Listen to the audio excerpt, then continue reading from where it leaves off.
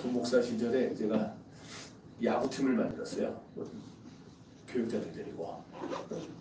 그 야구를 딱 하면은 그때 이제 이렇게 이제 다른 팀들하고 같이 야구를 하고 했거든요. 이제 저 사람들이 이제 우리 팀이고 이제 다른 팀은 안 찍어줬어요. 근데 저기 보면 누군지 말하면 또 이게 인신공격이지. 야구를 엄청나게 잘 알아요. 엄청나게 잘 알아. 와, 이 얼마나 훈수를 해야 되는지. 그래서 진짜 잘하는 줄 알고 너 야구 잘하냐? 자기가 선수였대요. 야구 잘하냐? 그래? 그러면은 들어와라 그래고 팀으로 끌어들여서 세워놨는데 진 거예요, 정말. 어휴, 진짜. 허풍만 선수급이야, 허풍만. 그러니까 실력이 따라야지 실력은 안 따르고 이론만 하는 건 아무 소용 없는 겁니다. 그렇지 않아요?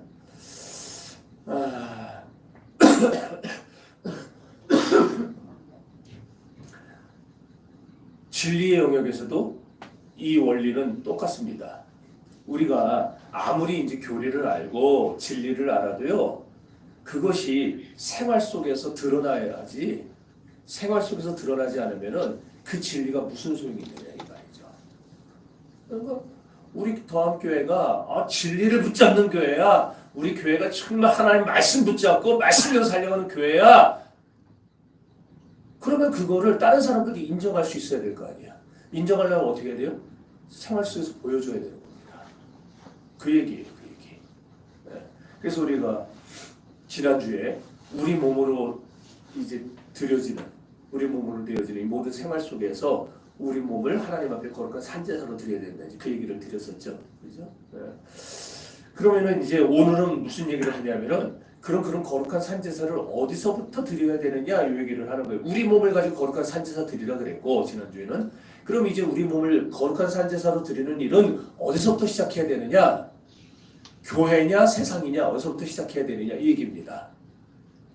여러분 또 틀리게 대답할까 내가 답을 얘기해버려요. 교회에서부터 하라는 거예요. 교회에서부터. 자, 그게 3절에서 13절까지 내용이 이제 그 내용으로 쭉 나오고요. 그 다음에 14절부터는 14절부터 이제 우리가 세상 가운데서 이제 산제사가 되도록 산제물로 드려지는 삶을 살아야 된다는 내용이 나오고 있는 겁니다. 이 순서가 이제 굉장히 중요해요. 교회에서 먼저 산제사로 드려지고 세상에 가서 산제사로 드려지고 이 순서. 이게 뭘 보여주는 거냐면은 우리가 교회에서 먼저 하나님을 위하고 이웃을 위하는 삶을, 재물의 삶을 살지 않으면은 거룩한 삶을 살지 못하면은 세상에 나가서도 그렇게 못 산다고 얘기입니다. 그래서 우리 옛날 속담에도 그런 거 있죠. 집에서 새는 바가지 밖에서도 샌다 그러잖아요. 딱 맞는 얘기라니까요. 교회에서 하나님을 섬기지 못하고 내 눈에 보이는 형제를 섬기지 못하는 자가 밖에 나가서 하나님을 섬기고 성도를 섬기는, 이웃을 섬기는 자로 결코 살 수 없다고 얘기입니다.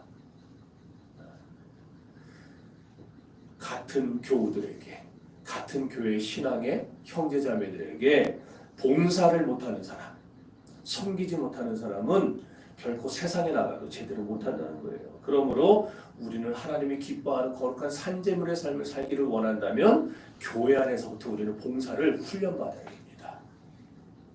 그래서 봉사는 훈련이에요, 훈련. 네. 여기서 훈련을 받아서 세상에 나가서도 훈련받은 게 왜 중요합니까? 제가 언젠가 얘기했죠? 훈련소 들어갔더니 6주 내내 제식훈련만 했어요. 뭐 하려고? 퇴소식 날 부모님 모셔다가 그 앞에서 그거 뽐내려고 돌려차고 막 때리고 맞고 차 이런 거 보여주고 그거 하려고 그 1시간 그거 하려고 6주를 갔다가 대학교에서 하루 종일 그냥 새벽에 6시에 일어나서 밥 먹이고 7시부터 국어 돌리고 그 짓 하는 거예요. 계속. 근데 왜 그래? 그거 해놓으니까 지금 35년이 지났는데도 아직도 내가 이거를 알잖아요. 계시고 탁탁 길게 찔러 이런 거 알잖아요. 훈련을 징그럽게 잘 받아놓으면은 그냥 바로 나와요, 몸으로. 그러니까 우리가 교회에서 봉사를 제대로 잘 받아놓으면은 사회 나가서도 봉사를 합니다. 교회에서 하나님을 섬기고 이웃을 성도를 섬기는 거 잘 배워놓으면은 밖에 나가서 다른 사람들도 잘 섬길 수 있다는 거예요. 지금 그 얘기를 로마서 12장 3절서부터 하고 있는 거예요. 그럼 왜 교회 봉사부터 먼저 해야 되느냐? 이유가 있어요. 첫째로 교회는 우리의 몸이고 우리 각자는 여러분을 말하죠. 여러분 각자는 교회의 각각의 지체가 되기 때문에 그런 거예요. 많이 들어보셨죠? 그리스도는 교회의 머리고 그 다음에 우리는 그 몸에 붙어있는 지체다. 이런 말들 많이 들어보셨죠? 오늘 본문에도 나왔어요. 아까 읽었는데 읽어보세요 다시.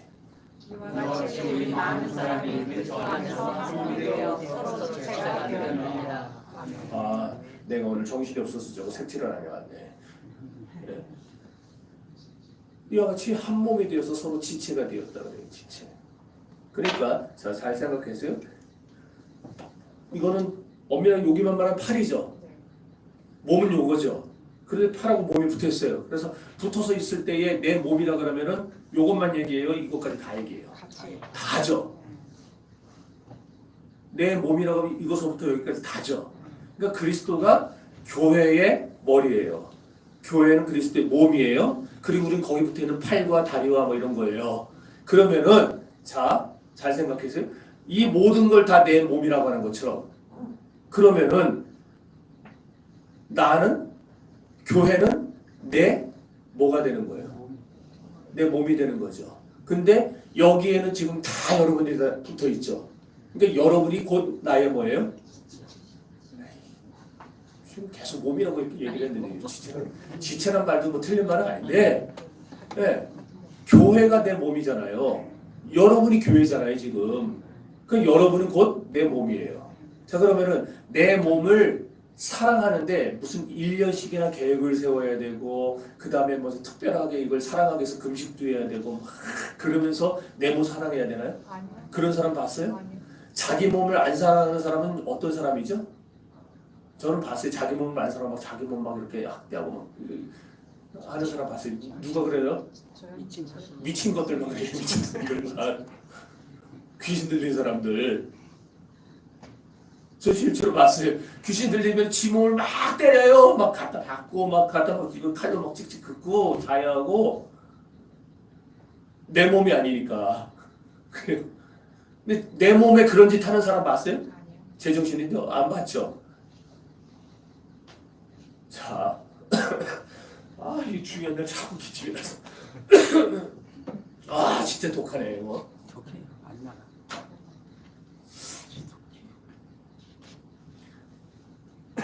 교회는 내 몸이에요. 네. 여러분이 내 몸이에요. 그죠? 그럼 여러분을 사랑하는데 내가 아까도 얘기했지만은 1년을 작정 기도를 해야 여러분을 사랑할 마음이 생겨요? 그렇게 된다면 그건 뭔가 문제가 있는 거죠. 내 몸은 그냥 자연적으로 사랑할 수밖에 없는 거잖아요. 그죠?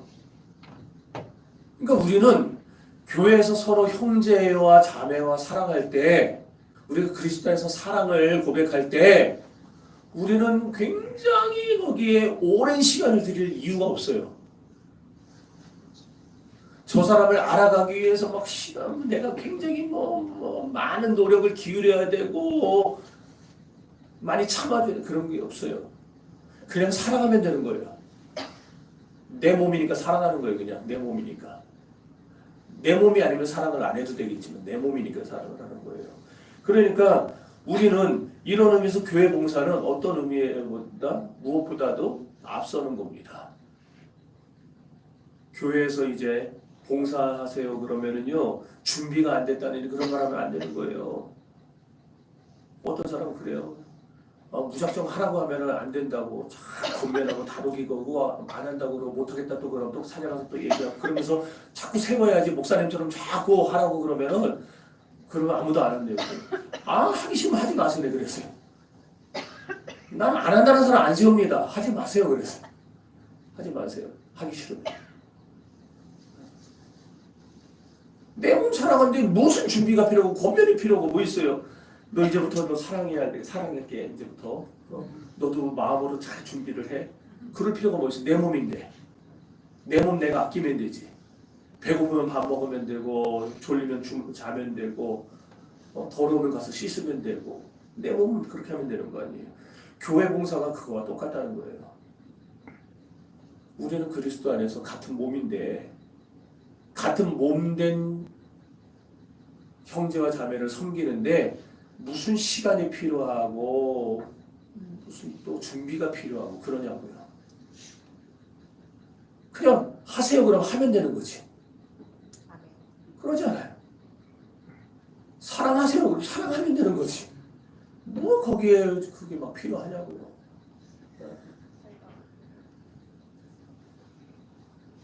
교회 봉사도 우리는 그렇게 해야 되는 거예요. 내 몸이니까 섬기는 거예요. 내가 섬김으로써 저 사람이 조금 더 편안해질 수 있어. 내가 섬김으로써 저 사람이 조금 더 좋아질 수 있어. 그래서 섬기는 거예요. 당연히 해야 되는 거고. 이 말은 지체가 됐다는 건요. 저와 여러분 사이에 서로 간에 섬겨야 될 책임이 생겼다라는 말이에요. 그러니까 우리 장로님들과 권사님들과 제가 그리스도 안에서 한 지체가 되었느니라. 저기 그 지체가 되었느니라. 지체가 되었다는 말은 저는 그리스도 안에서 여러분을 섬겨야 될 책임이 생겼고 여러분도 그리스도 안에서 저를 섬길 책임이 생겼고 이 얘기를 저 얘기하고 있는 거예요. 네. 물론 이제 몸은 하나밖에 없죠. 사람의 몸은. 그런데 그 몸에 붙어있는 지체는 다 달라요. 그리고 기능도 다 달라요. 발이 하는 기능, 손이 하는 기능, 코가 하는 기능, 입이 하는 기능 다 달라요. 마찬가지로 교회 안에 있는 여러분 모든 지체가 다 똑같은 기능을 가진 건 아니에요. 어떤 이의 기능과 다른 이의 기능은 서로 달라요. 손과 눈과 코가 다른 것처럼. 그러면 왜 다른 기능을 가져가고 있느냐? 각자 섬겨야 될 책임에 다르기 때문이에요. 굉장히 지금 쉽게 끌고 가려고 하고 있는데 헷갈리기 시작합니까 이제? 자 읽어봅시다. 성경부터 읽어보고 여기 벌써 이게 나와.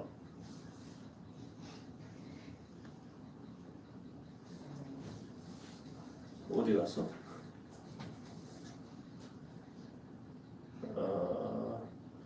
그래 이걸 내가 빼먹었네. 모두 주의 몸. 오늘 내가 지금 정신이 없어요 지금. 자 그래서 이걸 봅시다. 시작. 우리에게 주시는 대로 받은 은사가 각각 꼭 배움이면 믿음의 분수대로, 꼭 선생님이면 성천의 일로, 꼭 가르치는 자는 가르치는 일로, 꼭 위로하는 위로하는 일로, 구제하는 자는 성실함으로, 가슴을 자는 부지런함으로, 긍휼을 베푸는 자는 즐거움으로 할 것이다. 은사가 각각 달라요. 그 말은 교회 안에서 섬겨야 될 책임이 다 다르다는 얘기예요. 우리는 다 그리스도 안에서 지체고 한 몸이지만 제가 할 책임과 여러분이 할 책임은 달라요. 그렇죠? 분명히 다르죠? 그런데 어떤 교회들은 그럽니다. 목사나 자기나 교회 안에서 별로 다르지 않다고 그래요. 왜? 똑같이 예배하고 똑같이 헌금하고 똑같이 봉사하는데 뭐가 다르냐는 겁니다. 목사도 사람이고 나도 사람이고. 그럼 과연 그런가? 저는 교회의 대표로서, 목사는 교회 대표입니다. 교회 대표로서 대표가 져야 될 책임이 있어요. 그러나 여러분은 교인으로서 여러분이 교인으로서 져야 될 책임이 있는 거예요. 이 책임은 다릅니다. 그래서 하나님이 은사를 부어주실 때 이 책임을 감당할 수 있는 은사들을 주세요. 그래서 여러분이 받은 은사와 제가 받은 은사가 겹칠 수도 있고 은사가 다를 수도 있어요. 저는 이 교회를 끌고 나갈 책임을 갖고 있기 때문에 여기에 맞는 은사를 하나님이 주시는 거예요. 그러나 여러분은 그 책임이 아니고 교인으로서의 책임만 하면 되기 때문에 하나님이 거기 맞는 은사만 주세요. 은사를 주세요. 그런데 뭐가 목사와 자기가 다 같아요? 그럼 자기가 목사하지.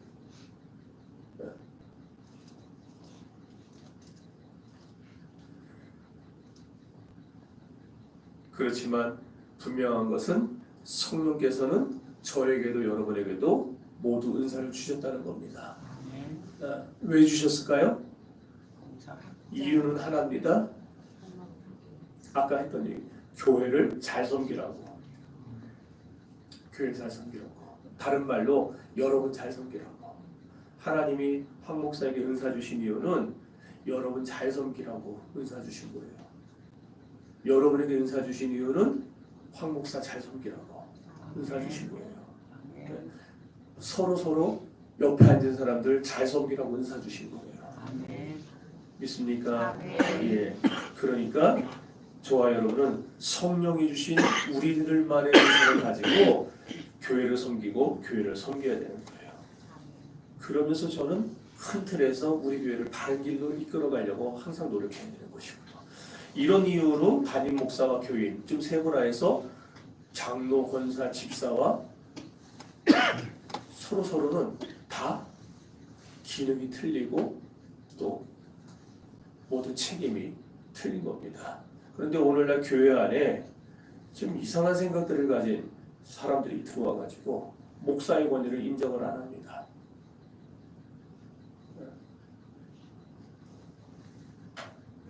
지금은 그게 좋아 보여도요, 결국 목사의 권위가 훼손되면 어떤 일이 벌어질지 여러분 생각해 보셨어요? 목사가 결국에는 교회를 어디로 끌고 가야 된다 그래서 바른 길로 끌고 가야 된다 그랬는데, 자, 목사가 바른 권위가 훼손됐어요. 그럼 바른 길로 끌고 나가려고 따라오세요, 이쪽으로 오세요. 그러면은 교인들이 권위가 훼손된 목사를 따라올까요? 안 따라와요. 그러면 아무리 바른 길로 이끌어 가려고 해도 안 따라오잖아요. 그럼 결국 그 교회는 무너지게 되는 거예요.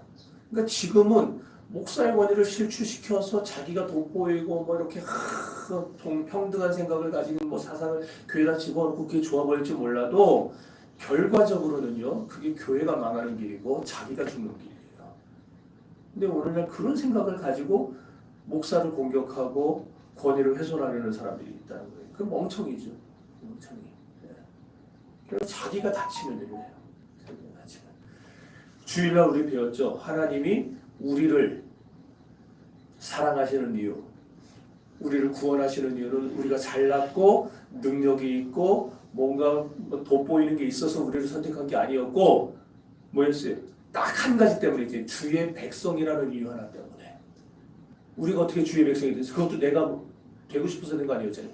그리스도께서 나를 대신 죽어주심으로 말미암아 그 사실을 믿음으로 고백했더니 그 한 가지를 사실로 말미암아서 그 하나 때문에 하나님이 나를 구원의 백성으로 삼아주신 거잖아요. 그러니까 오늘 그거를 살짝 바꿔서 여러분들 머릿속에 집어넣으세요. 여러분도 제가 황 목사가 잘나고 뛰어나고 뭐 대단해가지고 저에게 순종하고 섬기는 게 아니라 제가 단지 더한 교회를 바른 길로 이끌어 가야 하는 담임 목사이기 때문에 여러분을 주님이 내 양을 치라, 내 어린 양을 먹이라, 그 목양 사명을 감당해야 되기 위해서 저에게 위임해 주셨잖아요. 저에게 위임해 주셨잖아요. 목양의 권위를. 그래서 저는 그 목양의 사명을 가지고 여러분을 다 끌고 바른 길로 푸른 추장 맑은 물가로 데리고 가야 되는데 그거를 하라고 담임 목사로 세워놨기 때문에 단지 그 이유 하나로 여러분 저에게 순종하고 여러분을 사랑하고 제 지도력에 따라줘야 되는 것이지, 제가 능력이 있고 실력이 좋고 뭐가 언변이 뛰어나고 뭘 잘해서 이런 것 때문에 하는 게 아니라는 거예요. 누가 와도 마찬가지입니다. 앞으로 우리가 다 저기 하고 다른 사람이 또 이제 여기에서 담임 목사를 세워지더라도요, 여러분 그 사람이 똑똑하고 잘나서 서울대 나와서 쫓아가는 게 아니고 그 사람이 하나님이 세우신 목양의 사명을 가지고 우리를 바른 곳으로 이끌어 가려고 하는 위임받은 자이기 때문에 우리가 거기에 순종하고 봉사해야 되는 거예요. 아셨죠? 이게 지금 아까 얘기한 그리스도와 몸의 관계, 그리고 교회에서의 지체의 관계 속에서 계속 확장돼 나온 얘기입니다. 자, 그래서 그렇게 하는 게 여러분이 복받는 지름길이기도 해요. 바울은 이제 여기서 6가지 예를 들었죠. 6가지 은사를 말하고 있는데,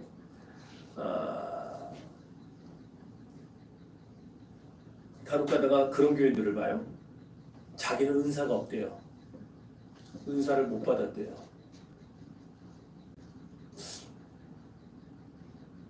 참말일까요? 거짓말일까요? 은사를 못 받았대요. 여러분이 지금 은사를 병 고치고 예언하고 방언하고 뭐 저기 하고 이딴 것만 생각하니까 지금 은사를 못 받았다는 말이야. 그럴 수도 있지 이러는데 여기 나온 게 지금 그런 거예요? 예언 하나 빼고 섬기는 게 은사래요. 가르치는 것도 은사래요. 위로하는 것도 은사래요. 구제하는 것도 은사래요. 다스리는 것도 은사래요. 이거 말고도 얼마나 또 많아요. 은사는요 수십 가지예요. 수십 가지도 넘어요. 근데 은사를 자기는 못 받았대요. 너무 진지하게 말하면서 제가 잠만 말합니다. 은사 못 받았다는 건요 거짓말이에요. 거짓말. 왜냐하면은 하나님은 여기 보세요. 우리에게 주신 은혜대로 받은 은사가 각각 다르네. 이 말은 하나님은 한 사람도 안 빼고 다 주셨다고 얘기해요. 그러니까 저도 은사 받은 게 있고 여러분도 은사 받은 게 있고 각자 은사는 다 달라요. 뭘 받았는지 모르지만 다 달라요. 근데 받은 거는 분명히 있다는 겁니다. 다만 전도는 은사가 아니에요. 그래서 저는 전도의 은사가 없어요. 그거는 진짜 제가 너무너무 인격적이라서 아무 말 안 하고 있는 것이지 전도는요 은사에 안 들어가요. 전도는 모두에게 주신 명령이에요. 그냥 해야 되는 거예요. 아까 우리가 내 몸이니까 사랑해야 되는 것처럼 전도는요 예수님이 잔말 말고 하라 그런 거예요. 그냥 이유되지 말고 토달지 말고 해. 언제까지? 내가 이 세상 다시 오는 그날까지 너희는 전도해 그랬어요. 그래서 하는 것이지 전도는 은사가 아니에요. 근데 오늘날 전도 은사 못 받았다고 자꾸 전도 안 하려고 그러고. 우리 교회가 그나마 지금 자꾸 요거 평이라도 유지하고 한 사람 한 사람이라도 이렇게 1년에 몇 명이라도 들어오고 하는 이유가 뭔지 계속 전도를 하려고 애쓰기 때문에 그러는 거예요. 발버둥 치니까 하나님 보내주시는 거예요. 발버둥 치니까. 나가서 보세요. 교회들이 지금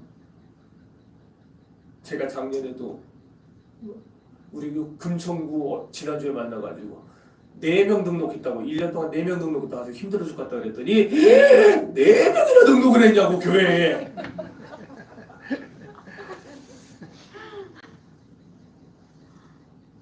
이런 시대예요. 우리가 전도하려고 발버둥 치니까 하나님이 불쌍해서 그거라도 보내주시는 거예요.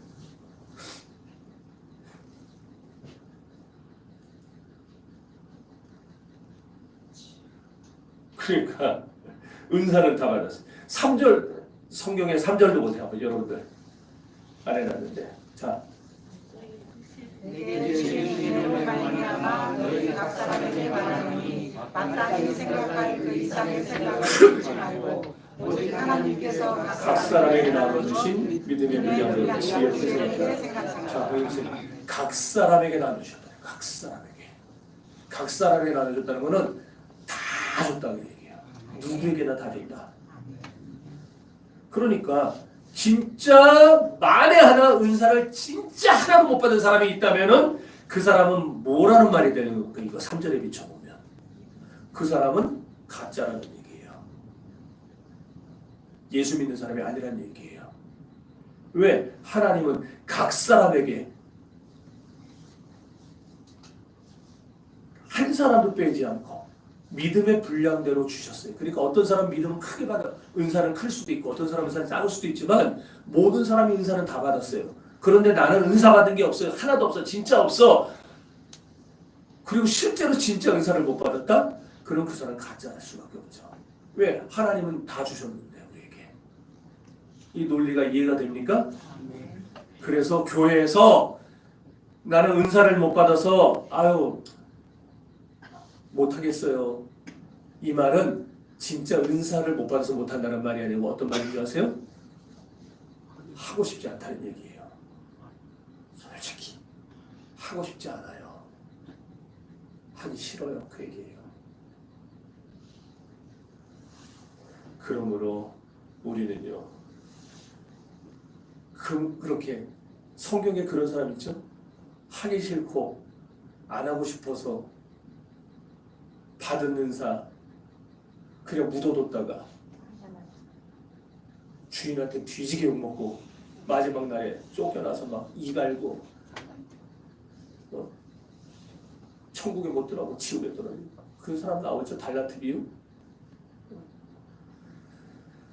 마지막 날 악하고 게으른 종이라고 찍혀가지고 바깥 어두운데 내치는 삶을 당할 것이냐, 아니면 우리에게 주어진 은사를 가지고 자기의 은사대로만 책임을 하면 되는 거예요. 여러분은 여러분의 책임만 하면 돼요. 교인의 책임만. 저는 담임 목사의 책임을 해야 되지만. 그러니까 여러분은 아프면은 안 나오지만 나는 아파도 나오잖아요, 여러분.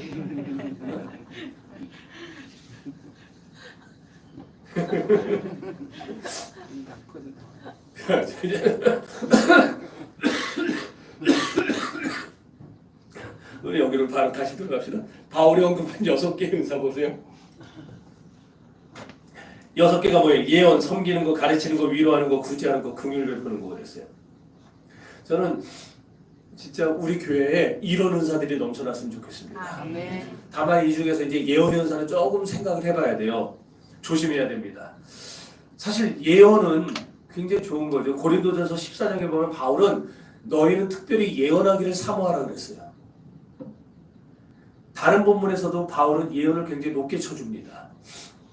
방언과 예언을 비교하면서는 12장에서는 뭐라고 얘기하냐? 방언은 자기의 덕을 내세우지만 예언은 교회의 덕을 내세운다 그랬어요. 그만큼 바울은요 예언을 굉장히 높게 쳤어요.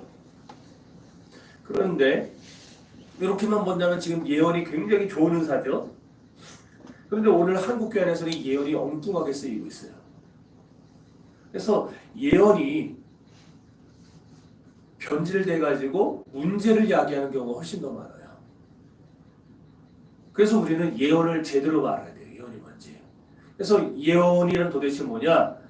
2가지 의미를 가지고 있어요. 하나는 포괄적인 의미가 있고 하나는 소극적인 의미가 있어요. 그럼 포괄적인 의미의 예언론은 뭐냐?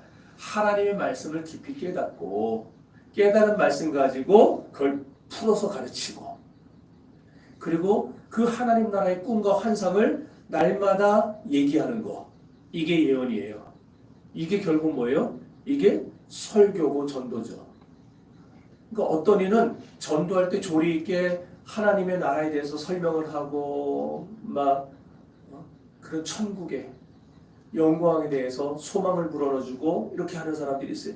그런 사람은 예언의 은사를 받은 사람이에요.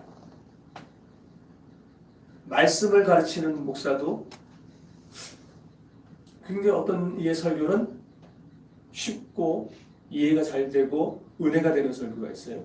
어떤 설교는 뭔 소리인지 잘 모르겠고 헷갈리고 힘들고 하는 설교가 있어요.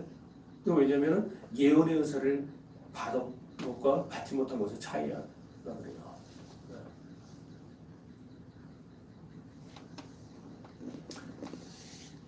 그러니까 예언은요 이런 포괄적인 의미에서 본다면은 여러분들도 얼마든지 받을 수 있는 것이죠. 그래서 성령을 받은 하나님의 사람들은 남녀노소를 막론하고 요엘서나 사도행전을 보면 꿈을 꾸고 환상을 보고 예언을 하는 미래지향적인 사람들이 될 수 있다는 거죠. 그러니까 여러분들은 교회 안에서 하나님 나라를 얘기하고 꿈을 얘기하고 소망을 얘기하고 이런 식으로 다른 사람들을 세워주고 위로해주고 권면해주고 그런 사람이 되면은 그 사람은 예언 은사 받은 사람이라는 얘기예요. 이렇게 얘기하면은 뭐 그게 예언이야 이런 표정으로 보는데 그렇대잖아요. 그게 포괄적인 예언이에요. 네. 왜냐하면은 이미 구원에 관한 거는 성경 66권을 통해서 완성이 돼버렸거든요. 성경 이후에 또 다른 계시가 있어요, 없어요? 없어요. 적어도 우리 개혁주의는 성경 외에 또 다른 계시를 인정을 안 해요. 인정을 하는 데가 어디냐? 천주교예요. 지금도 쟤네는 계속 만들어내. 교황이 무슨 말만 했다면 그게 성경보다 위의 권위를 가지고 있어요. 미친놈들죠. 교황의 교령집이 있어요. 그 교령집이 성경보다 우선 해석이에요. 쟤네들 얘기해봤죠.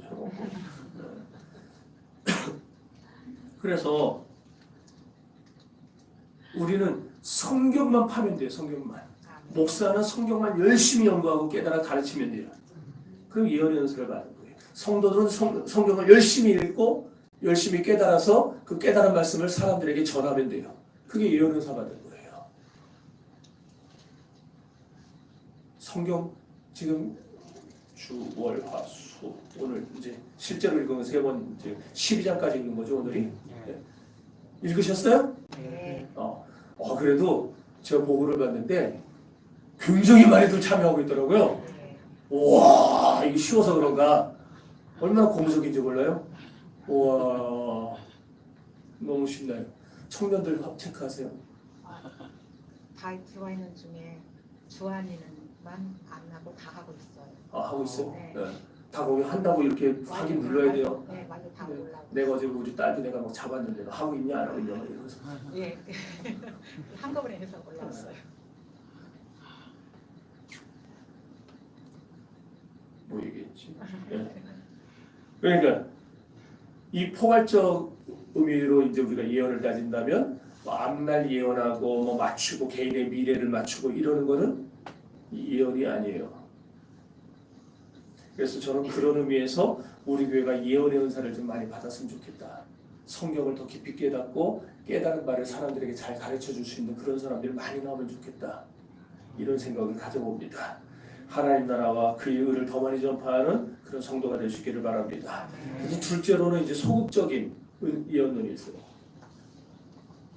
이거는 조금 아까 얘기한 대로 말 그대로 개인이나 세계 역사의 미래를 이제 예언하는 거를 그게 진짜 예언이다라고 말을 하는데 저는 그걸 뭐 무조건 틀렸다고 보지는 않아요. 성경이 완성이 됐지만 저는 당연히 하나님이 오늘날도 원하시면은 어떤 특정한 사람을 통해서 누구에게나 앞날의 계시를 알려줄 수 있다고 봐요. 보긴 보지만 다시 말하면 굉장히 특별한 경우에 그게 일반화된다면은 당연히 그렇다고 말을 하겠지만 일반화가 아니고 아주 특별한 경우에 실제로 일제강점기 때에 우리나라의 박관준 장로님이라는 분이 계셨어요. 저분은 의사예요. 근데 의사인데 창씨개명도 안 하고 그 신사참배도 안 하고 아주 무지하게 고난을 당하면서도 일본말을 안 배웠어요. 근데 기도하는 중에 하나님이 저분에게 이제 계시를 주시고 예언의 은사를 주셨어요. 그래서 저분이 기도하면서 하나님이 일본에 어마어마하게 무서운 진노를 내뿜으시겠구나 막 일본 땅에 유황불이 떨어지는 그 환상을 봤어요. 그래서 내가 저 일본 놈들에게 저걸 알려줘야 되겠다. 아무리 미운 놈들이지만 그래도 그 하나님의 진노가 임하기 전에 회개하라고 알려줘야 되겠다. 그래서 안희숙 사모님을 통역으로 세워가지고 일본으로 갔어요. 그래서 국회의사당, 일본 국회의사당을 들어가는데 들어가면 잡아야 될 거 아니에요, 경비들이. 근데 경비들이 아무도 제지를 안 했어요. 왜 안 했을 것 같아요?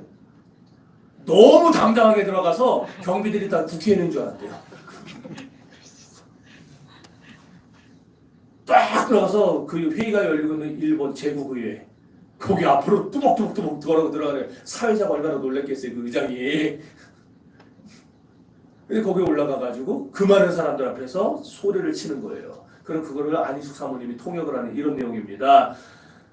너희가 회개하지 않으면 하나님이 얼마 지나지 않아 일본국을 불바다로 만들어버릴 것이다. 잡혔어요. 그리고 감옥에 갇혀갖고 죽어는 고문당했습니다. 배우가 누구냐, 어디서 무슨 일을 꾸미고 있는 거냐, 폭탄은 어디 있냐, 뭐 이러면서 무슨 소리냐, 나는 하나님이 주신 계시를 가지고 말하러 왔다. 몇 년 동안 죽을 고생하고서는 풀려났어요.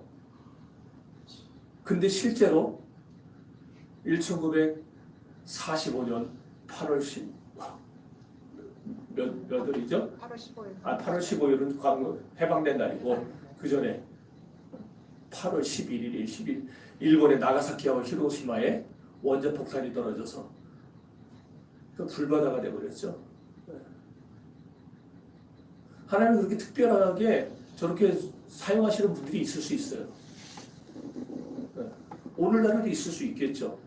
그런데 그건 아까 얘기한 대로 절대 일반적이지가 않고 특별한 경우이기 때문에 저는 성경이 완성된 뒤에는 이 예언이 거의 사라졌다고 보는 첫 번째 견해를 취합니다. 그래서 두 번째 견해를 하는 사람들이 잘못됐다는 건 아니에요. 무조건 잘못이라는 건 아닌데 다만 예언 은사 받았다는 사람들이 예언을 진짜 제대로 사용하지 않고 엉뚱하게 사용해서 문제죠. 심지어 오늘날의 한국 교회 안에 있는 예언들은 대부분 점과 비슷해요. 점. 진짜 예언을 하는 건 점 쳐주는 거예요. 실제로 있었던 일입니다. 어떤 분이요? 사업을 하려고 하다가 예언을 잘한다는 어떤 권사님 얘기를 들었어요. 그래서 일부러 찾아가서 사업을 하면은 어떻게 될까요? 물었더니 권사님이 사업하면 하나님이 반드시 축복하시니까 하라. 그러면서 점값이 된다. 예언값으로 2억 원을 달라 그래서 받았어요. 2억을 받았어요. 그리고 또 뭐라 그러면은 나중에 큰 돈을 벌면은 10억을 추가로 내야 된다. 뭐 사업만 잘 되면 그게 문제겠습니까? 약속을 하고 갔어요. 자, 그 이제 약속을 이제 써주고 간 거예요. 근데 나중에 이미 사업이 잘 되는 것 같다가 망해버렸어요. 그런데 이 권사님이 10억 내놓으라고 약속한 이 업 내놓으라고. 그러니까 이분이 회사 망했죠. 그런데 또 돈 달라 그러죠. 전에 뺏긴 2억 있죠. 열받으니까 고소를 한 거예요. 서로 소송이 붙었어요. 꼴불견이죠. 재판정에서 하나님, 교회, 권사, 집사 이런 얘기들만 남부하다가 재판이 끝났어요. 하나님의 영광을 다 땅에 떨어뜨려갖고 이렇게 예수 이름 팔아서 장사하는 이런 사람들이 오늘날 예언한다는 사람들이에요. 그래서 우리는 자꾸 그런 거에 현혹되면 안 돼요. 그런 거에 넘어가는 거예요. 근데 불행하게도 오늘날 현실은 어때요? 교회 안에도 자꾸 무슨 일이 생기면 누구 찾아서 기도 좀 받으면 안 되겠냐고. 어디 기도 아주 깊게 하시는 그런 분이 있는데 가서 기도 좀 받으면 용하다는 점쟁이 찾아가는 거 그거 뭐가 달라요 그게. 저한테도 어떤 분이 와서 그랬었어요 예전에. 어디 가면은 누가 예언 기도를 하시는 분들 있는데 가서 기도 좀 받으면 안 되겠습니까? 내가 순간적으로 욕이 나올 뻔했어요. 내가 아주 인격적으로 아주 고매한 사람이라 욕이 안 나왔지. 좀만 저기 있으면 욕 나올 뻔했어요. 이런.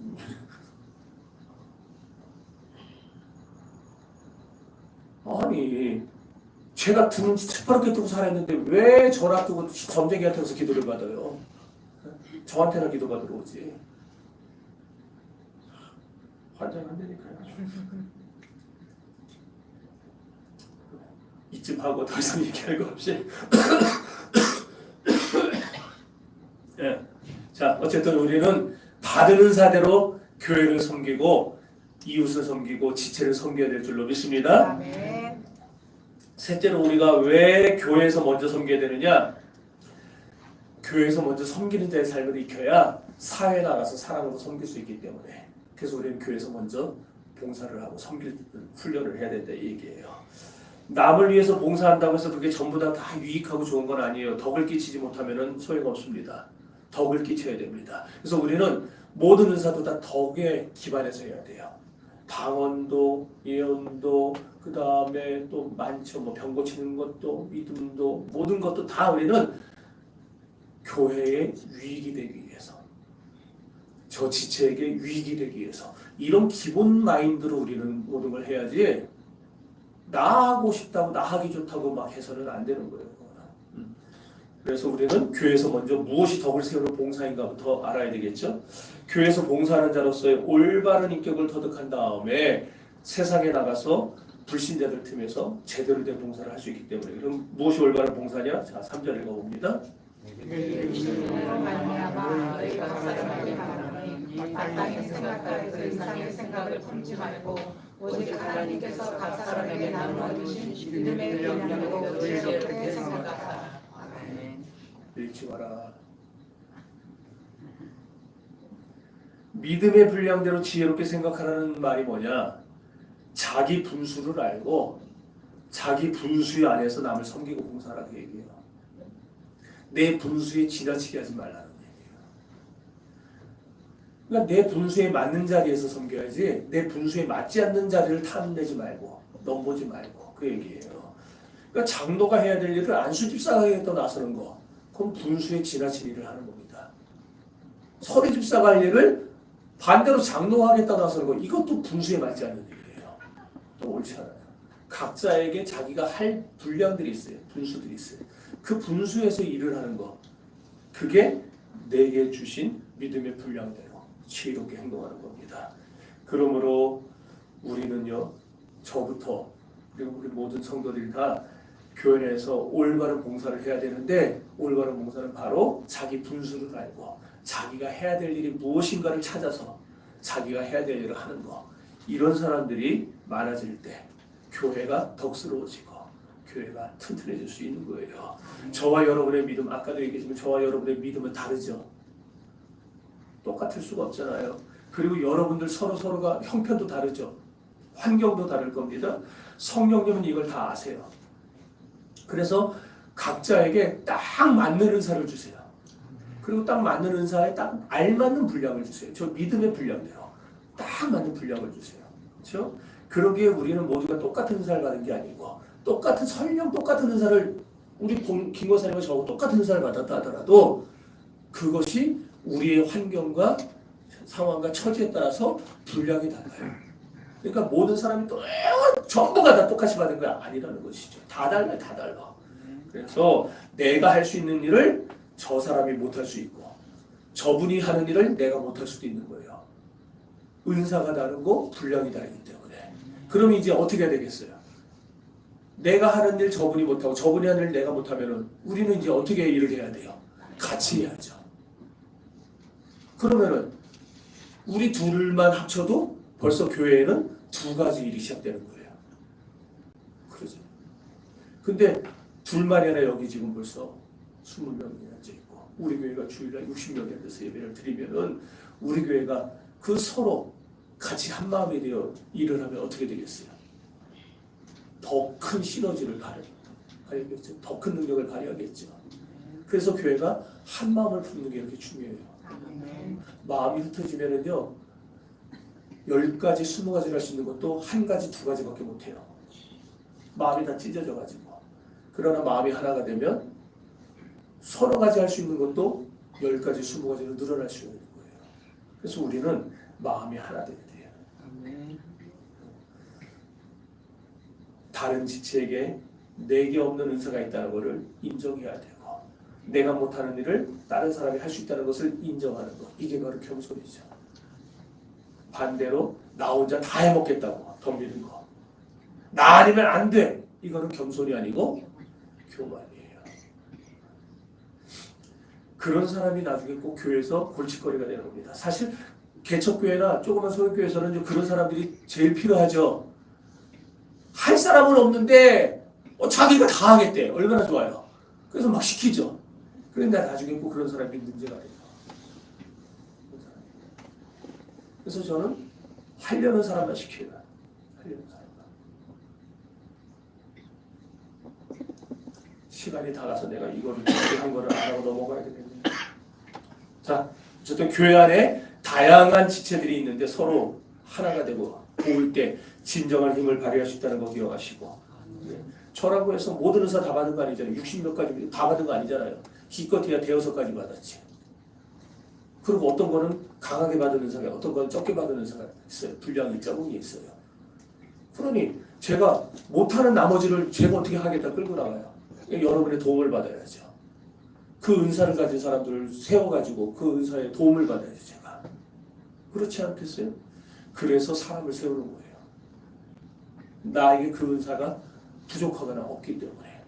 그래서 우리는 서로 협력해서 선을 이루고 그리스도의 장성한 분량에 이르도록 우리는 서로 마음을 하나로 합치는 데에 힘써야 되는 것입니다.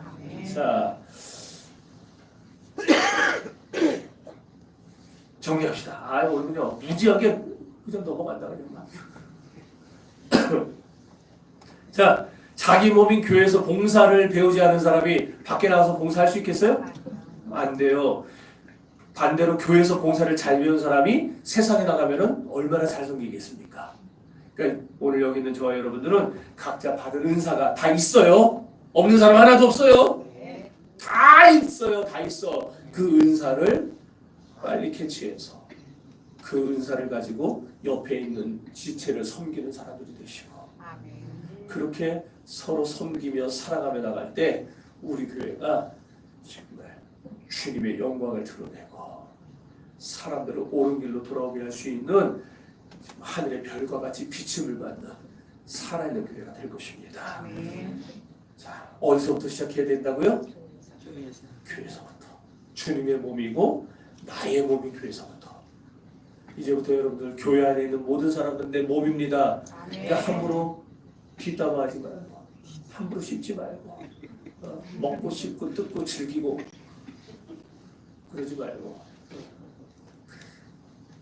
교회 안에서 우리가 여기서 잘 배워가지고 가정에 가서도 직장에 가서도 사업장 가서도 잘 하셔서 하나님 앞에 칭찬받는 우리 다음 교회 성도들이 될 수 있기를 주의 이름으로 축원합니다.